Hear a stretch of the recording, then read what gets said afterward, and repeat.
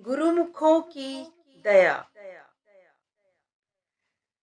प्रेम भरे हृदय से प्रभु का स्मरण करने की युक्ति भी गुरुमुखों की दया से प्राप्त होती है और सूरत को शब्द के साथ जोड़ने के साधन का ज्ञान भी गुरुमुखों से प्राप्त होता है।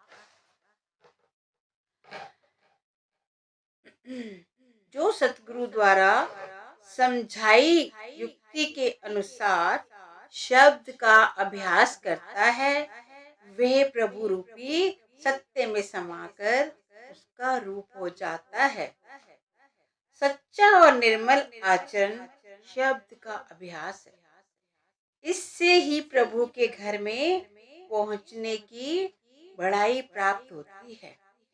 जिनकी लिव नाम के साथ लगी रहती है, वे सदा के लिए प्रभु रूपी सत्य में समा जाते हैं। हर प्रकार के कर्म धर्म जप तप तीर्थ व्रत आदि का फल शब्द के अभ्यास में शामिल है। सतगुरु के उपदेशानुसार नाम के साथ लिव जोड़ने से आवागमन के दुखों का नाश हो जाता है, काल का भय समाप्त हो जाता है और प्रभु के साथ मिलाप हो जाता है। शब्द का भेद प्रभु की दया से प्राप्त होता है। जो साधक शब्द द्वारा होमे का नाश कर लेता है, वह सदा के लिए प्रभु में समा जाता है।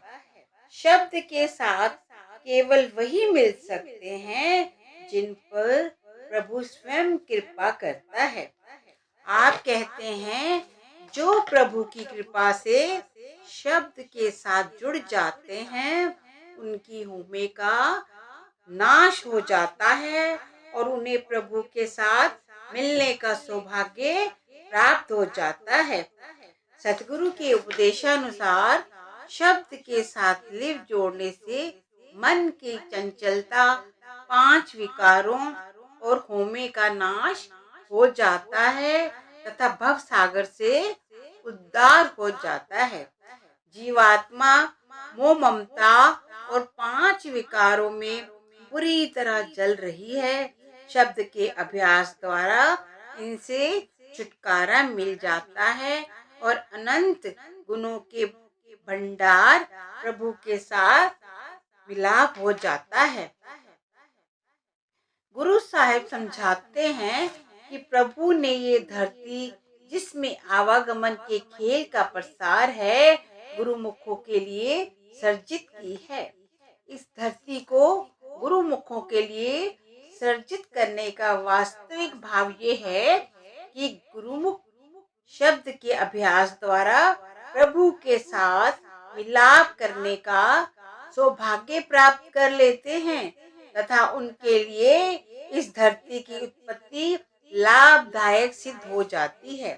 अन्य सभी जीव अपने कर्मों के अनुसार आवागमन के चक्र में फंसे रहते हैं। हरि ने संतों के लिए तीनों लोकों को टिकाया हुआ है ताकि वे अपना कार्य पूर्ण कर सके। कैसे? संतों के लिए जो स्वयं आत्मा की पहचान द्वारा परमात्मा की पहचान कर लेते हैं और दूसरे जीवों को भी प्रभु की भक्ति के रंग में रंग कर भव सागर से पार ले जाते हैं। ऐसे संत जीवन के मुख्य उद्देश्य की पूर्ति में सफल हो जाते हैं। उनके लिए ये रचना मुबारक है। इसके विपरीत जो लोग मनुष्य जन्म और रचना से लाभ उठाकर निज घर नहीं लौट सके, उनका ना मनुष्य जन्म सफल हुआ और ना ही रचना में आना। धरती सब जीवों के लिए है, चाहे वे गुरुमुख हैं या मनमुख। मनमुखों के लिए ये धरती कर्म भूमि है, जिसमें उसकी परख करनी द्वारा होती है और फल का भुगतान करवाया जाता है। जो लोग माया के मोह में फंस जाते हैं वे अज्ञानता के अंधेरे और कठिन मार्ग में खो जाते हैं। वे अहंकारवश अपने सिर पर कर्मों की गठरियां बांध लेते हैं।